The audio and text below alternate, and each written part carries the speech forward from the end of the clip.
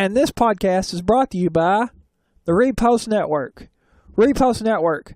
Monetize your SoundCloud content. Sign up today at repostnetwork.com. And by Jeff from Sleep Cheap. Sleep Cheap, the home of the $1.99 mattress. This is the power of pro wrestling. A podcast by wrestling fans for wrestling fans. Thank you for listening and enjoy the show. On this very special Wrestlemania edition of the podcast, we will be discussing the WWE Hall of Fame, the Warrior Award, and if Undertaker should retire after this year's WrestleMania. We will also be discussing the top 3 matches at Mania and our favorite moments next on the Power of Pro Wrestling podcast.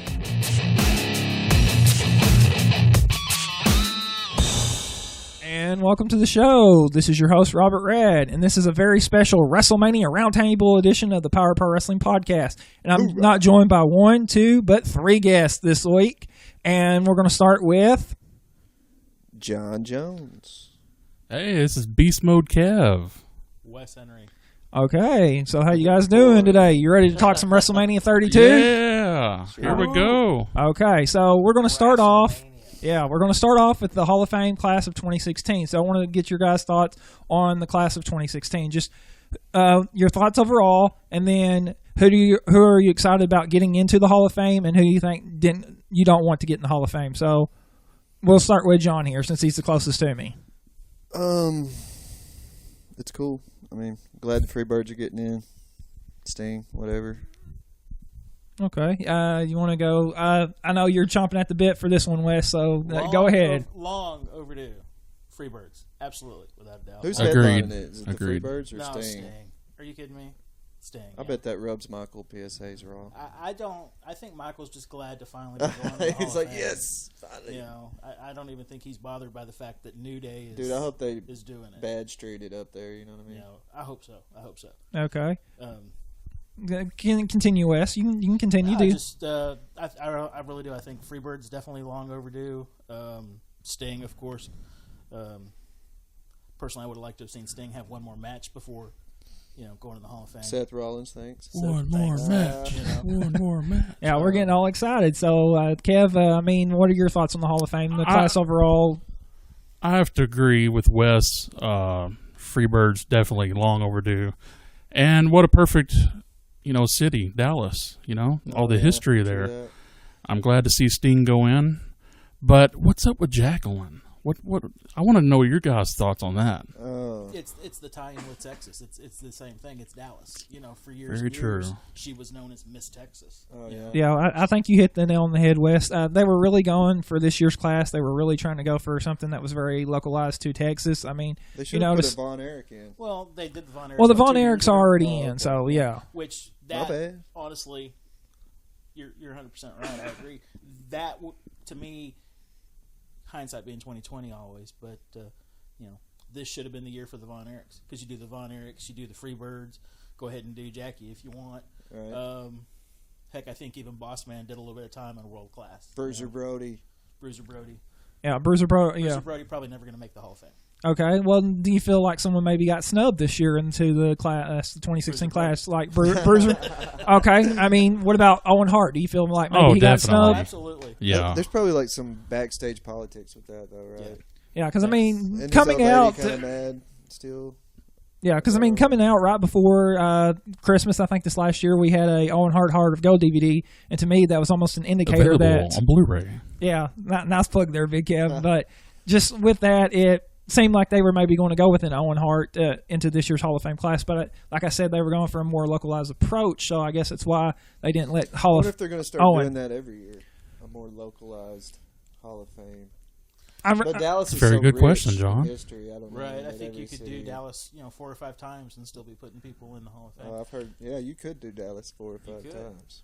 You could do Sonny 3 or 4 times too. But that's wow. Did Dallas. Now we're going to dog on the podcast, and this is supposed to be PG. It is PG. But we're going to move on to Shane O'Mac showed up. I had a Shane O'Mac moment. I'm sorry. Okay. Well, we're going to move on to the Warrior Award, which is our second topic for the first segment.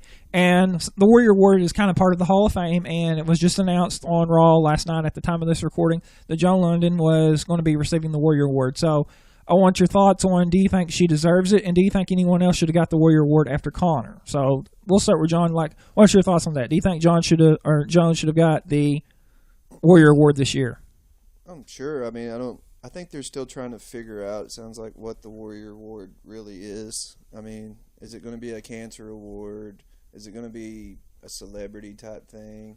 I mean, it's going to be interesting to see how this award evolves year after year. So, okay, Wes, absolutely agree with John. I mean, I don't think they know for sure what they want it to be yet. I think obviously, WWE's relationship with the Susan G. Komen Foundation, the fact that Connor and Make-A-Wish was kind of celebrated last year, and I feel like should have been. That's fine.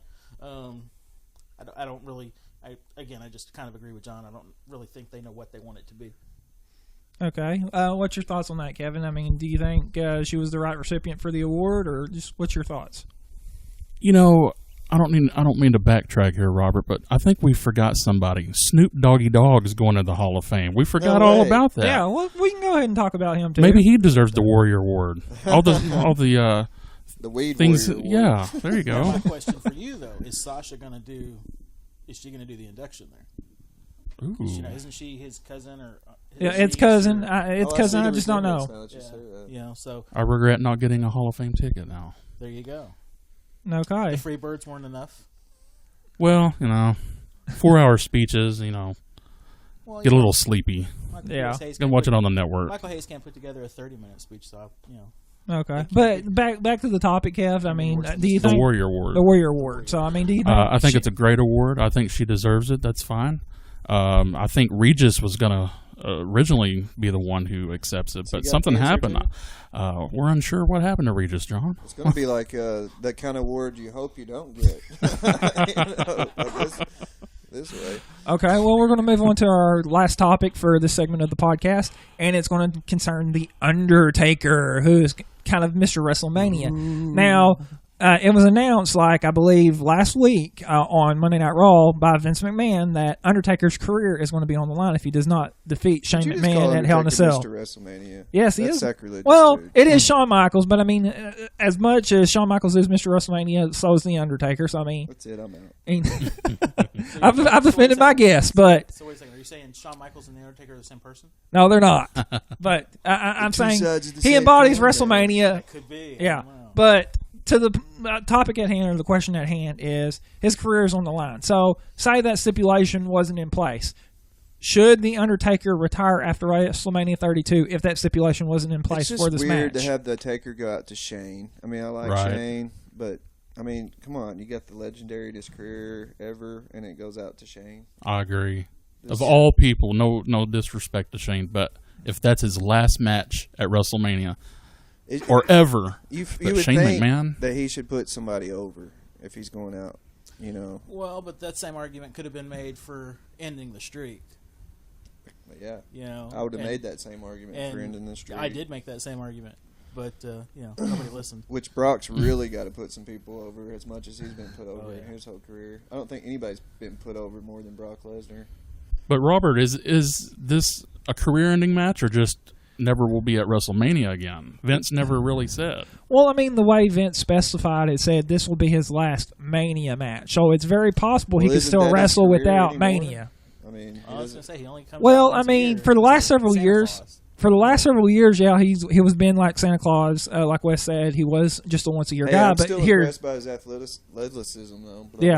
That 40-inch vertical he did. Impressive. Yeah, but I mean, here the last several months he's been at Hell in a Cell, SummerSlam, Battleground. He's been showing up more and more and doing more and more. So, is it time for him to go out? Is it time for after WrestleMania 32? Is the ultimate question for the Undertaker to retire? That's the ultimate question I want to ask. They could have been said yes for many years on that. I just think it's the wrong person to go out on. Yeah, I mean. After the streak was broken and the condition he left the ring in,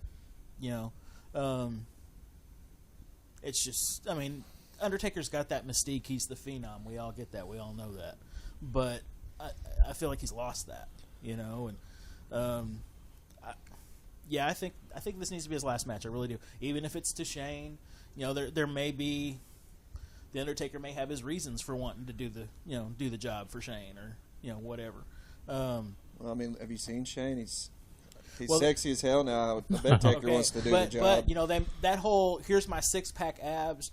You can't tell me that was not intentional for the whole world to see. Hey, if I'd earned those abs, I'd be one. Oh, absolutely. I'm just Can saying, I get a wipe in my face with my shirt shot? It's just. I'm just saying. That was so you don't think, this is just some old guy going to go get in the ring with the Undertaker. I think they did what they could last night to show that Shane was he took a hell quote of unquote credible threat. That hell of an elbow drop. Oh heck yeah, that was absolutely, awesome. absolutely.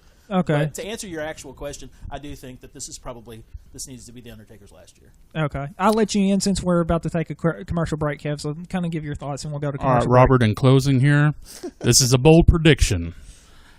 I say that Undertaker somehow, some way loses to Shane, but the following night when Shane has full control of Monday Night Raw, says, you know what, Taker, you can come back under one condition.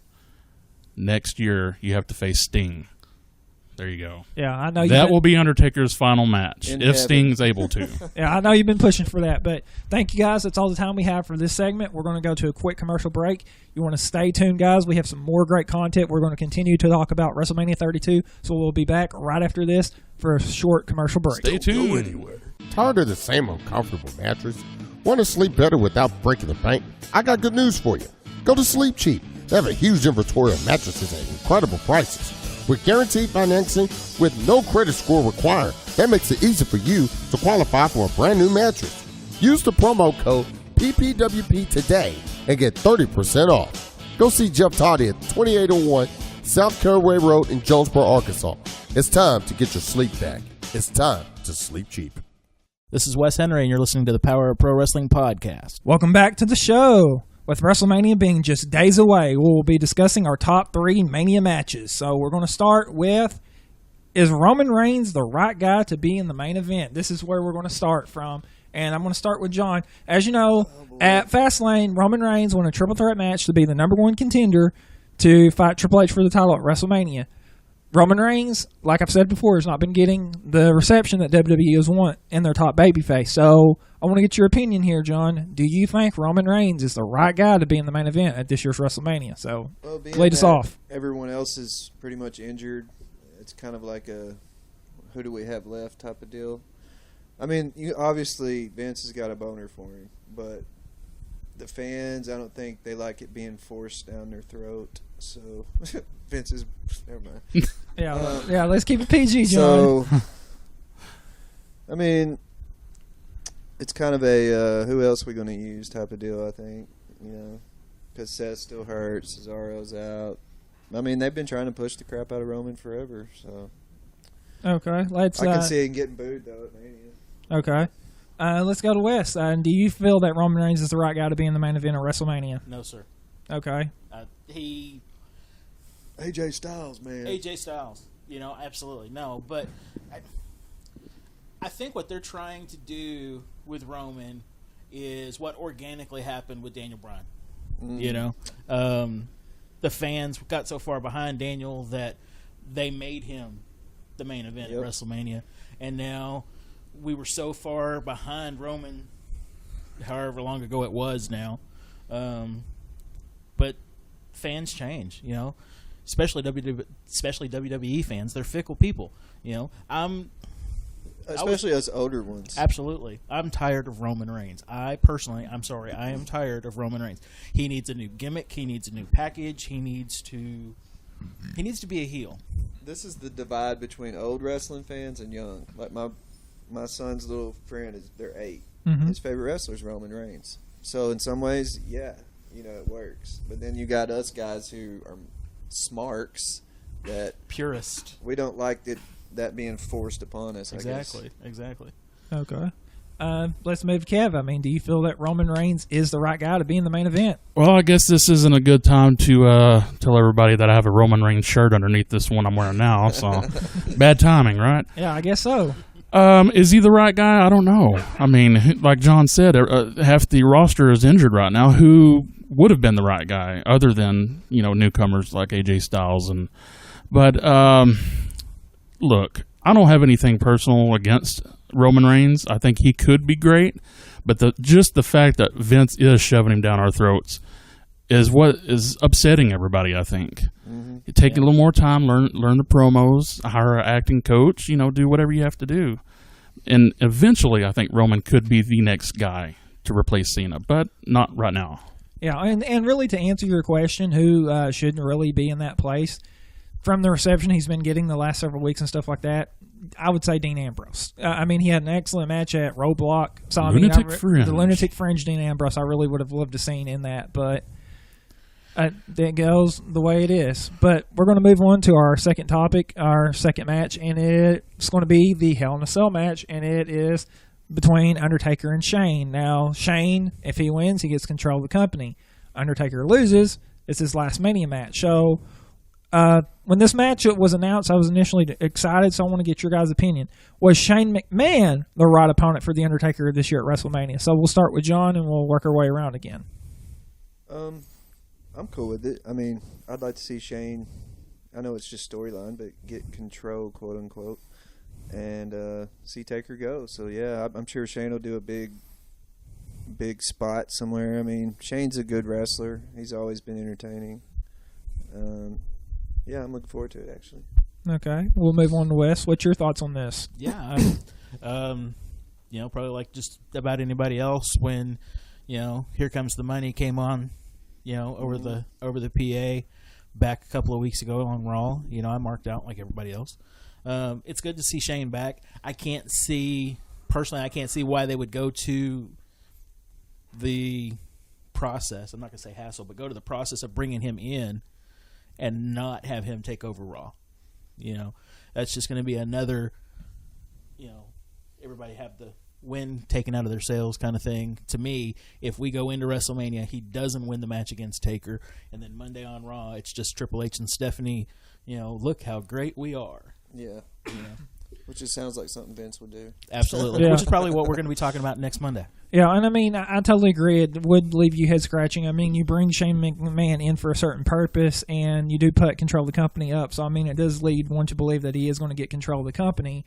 But in the same effect, up until a couple weeks ago, I thought Shane McMahon hands down was going to do it. But with potentially Roman winning the title and letting Shane take control of the company, that's two baby faces is kind of an unbalance for me.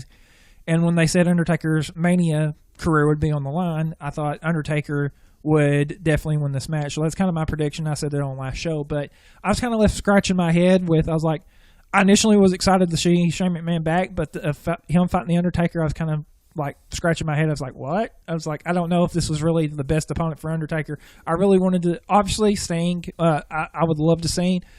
I really think they had John Cena. That was really the strong rumors that they were wanting to go that way. So with that, actually, Robert, from what I heard, Linda McMahon was supposed to come in instead of Shane, and it was going to be Stephanie on a pole match. Wow, that'd have been not interesting. Hell in a Cell. But I don't think Shane Swerve in this match. I didn't think Shane. Oh yeah. I think you have Swerve in the top two. Whichever one is going to be the main event, if it's Roman or if it's Undertaker, you got Swerve in both those matches. Yeah, I can definitely see that. But we'll get your thoughts, Kevin. Do you feel Shane McMahon was the right opponent for Undertaker? Because I'm saying no. Do I feel that he's the right opponent? Well, like you said, I think originally it was supposed to have been John Cena. That'd been a heck of a match, right? Yeah. But with him being injured, who's left? So I do feel Shane is a good opponent for him. Yeah, and I feel he was just a replacement for John Cena or anybody else that would have fought the Undertaker. I would have loved to seen someone else, but it is what it is. So we're going to have to deal with it. So let's go with the last match that we're going to talk about in this segment, and it is going to be the street fight between Dean Ambrose and Brock Lesnar. And I'm going to kind of ask the same question for this one. Is Dean Ambrose the best opponent for Brock Lesnar? So I'll let you start off with this one, John. Well, to continue the theme, injuries. So, sure, him beating Brock, it's just hard for me to swallow in like a real life situation. But this is wrestling, so What are you trying to say? It's scripted? Is that what you're trying to say, John? I wouldn't want to say fake. Oh, Don't say fake. no. We don't like fake. Yeah, we don't say that on this podcast. No. I don't like the word fake. Predetermined is okay. I could see Dean, like you guys were talking about, sort of getting that organic push eventually from the audience. And it's going to be interesting to see how this match goes, if Brock's going to start putting guys over, or is this another win for Brock, you know what I mean? Which really, I don't see how it helps anybody. So, in that sense, I'm interested. So. Okay. We'll go to U.S. Do you feel that Dean Ambrose is the right opponent for Brock Lesnar? Well, let me change your question. Okay. It's not that I don't think Dean is the right opponent for Brock. I don't think Brock is the right opponent for Dean. Okay. Nice turn of phrase there. So I like that. That's good. So I absolutely think Dean is deserving of where he's at on this card. I mean, if he can't be in the main event because we've got to, push Roman. Shout out to CM Punk, but that's random. But sorry, some things never die. I'm an old fan, but I think Dean is absolutely deserving of where he's at on the card. I really do. He's absolutely can do the kind of match if you followed him at all in CZW or any of the stuff he's done before coming to WWE. He can absolutely do a hardcore match or whatever you want to call it now. He's being groomed to take that mantle. Oh, right? absolutely. I love the way they've brought in, Mick Foley, and here's Barbie and Terry Funk, and here's the chainsaw. Right. And, it'd be nice if this past weekend if Abdullah came out and said, here's the fork. Whatever. Which to me is why it's a street match, because that's the only way that makes sense. Yeah. That's the only way he's going to beat him. Right. If you look at it from a It's legitimate... going to be a straight wrestling match. yeah, logistics. Yeah, I agree. So Kevin, once again, and are you with Wes? Do you agree that Brock and Dean, they're just not right opponents? What's your thoughts on this? I agree 100%. 100. Hey, don't rush me, Brandon. Give me all the time I need here. Okay. Well, you take it then. Dean is a good opponent. He is the right opponent. Hey. Yeah, but I think Dean's a great opponent for Brock. I'm. You know what the best part of it all is, Robert? I'm gonna be there. Oh. Yes. Yeah, just rub it in, Kev. Rub it in. All right, somebody give me a time check. That was a whole lot longer than I thought it was going to be before we got that. Okay. Well, we're going to take another quick commercial break, but right after this, we're going to list our favorite WrestleMania moments, guys. So we'll be back right after this. Stay Do tuned. not go anywhere. Stay tuned. All right, I'll stay right here. Later. Tired of the same uncomfortable mattress? Want to sleep better without breaking the bank? I got good news for you. Go to Sleep Cheap. They have a huge inventory of mattresses at incredible prices. With guaranteed financing with no credit score required, that makes it easy for you to qualify for a brand new mattress. Use the promo code PPWP today and get 30% off. Go see Jeff Toddy at 2801 South Caraway Road in Jonesboro, Arkansas. It's time to get your sleep back. It's time to sleep cheap. This is Cornbread Chris Heineken, and you're listening to the Power of Pro Wrestling Podcast. Welcome back to the show. It's now time to share some of our favorite WrestleMania moments. So we're going to start with you, John, and I want to get your favorite WrestleMania moment. It can be I'm going from to redirect one of them. Okay. Well, if you need some time, okay. Who wants to go first? Because we can go to Wes, we can go to you, Big Kev. Whoever wants to take it and go right ahead. Yeah, because I'm going to be there, Robert. I'm going to be there. Let's rub it in. Live. Salt in the wounds here. Let's not have a fit now, Robert. Robert's taking it personal. I take it personally. One of my favorite moments. That's a big question, Robert. One of my favorite moments is the ladder match at WrestleMania 10, Shawn Michaels and Razor Ramon. How can you top that right there? Other than the TLC 2 match at, WrestleMania Hardy's 17. There you go. But yeah, come on, guys, help me out here. Yeah, there's a lot of great WrestleMania moments. It is hard to pick just. I'm probably one, gonna have to go with the Iron Man match. Just the Shawn and Brad at WrestleMania 12. Yeah, I never get really tired of watching that match. Okay, that's a good Except one. at the 48-minute. No, I'm just kidding. At the 48-minute mark, yeah. Okay, Wes, what's kind of like your favorite WrestleMania moment? WrestleMania 3, Savage Steamboat. Okay, always a classic. That's a cheap pop, man. Everybody's going to be like, yeah. Thank you, Milwaukee. Okay, so that's kind of all the time we have for this segment. But other than yeah. when Piper hit Goldust out in the street fight, the Oh, backlight yeah. brawl. Like, holy crap, he's really hitting him. You know what I mean? What about the That's some blindfold match? What was that? WrestleMania 6? I don't remember off the top of my head. You actually Well, have you told know me what? one. Well, hey, I stumped the host. There we Yeah, go. I know you stumped the host. You're making me look bad, Big Kev. But yeah, mic drop. Bam. But I'm gonna, since you're talking, go ahead and promote. You said you are going to WrestleMania this Sunday. I believe you're going to be shooting some footage for your YouTube channel. You want to kind of tell our listeners more about your YouTube channel, what you're doing, and stuff like that? Sure. You can go to beastmodekev.com. It'll direct you right to my YouTube channel.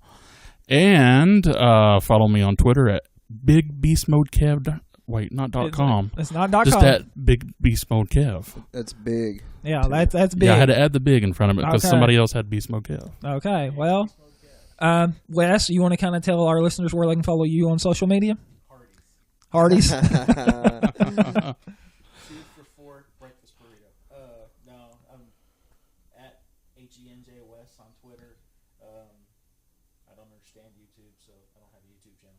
Okay. I'm too busy watching Kevin, which is awesome. Thank you. Yeah, see, You absolutely should go and subscribe to Beast Mode Kev on YouTube. okay, yeah, we're going to plug you. Okay, and John, you're a member of the band The Indifference. You want to tell us more about the gigs you're coming up with and kind of like where our listeners can find you? Yeah, we'll be in Paragould this Friday, April 1st at LA Nights, starting about 9. They can get us there. We're on Facebook, The Indifference. Follow us for future gigs. Okay, and also you have SoundCloud like I do for the podcast. SoundCloud, yep.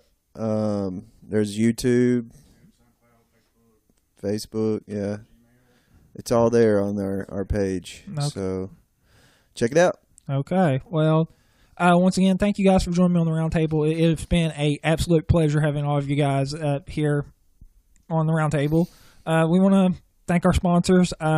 Obviously, Jeff from Sleep Sheep. Check him out. He's at 2801 South Caraway Road.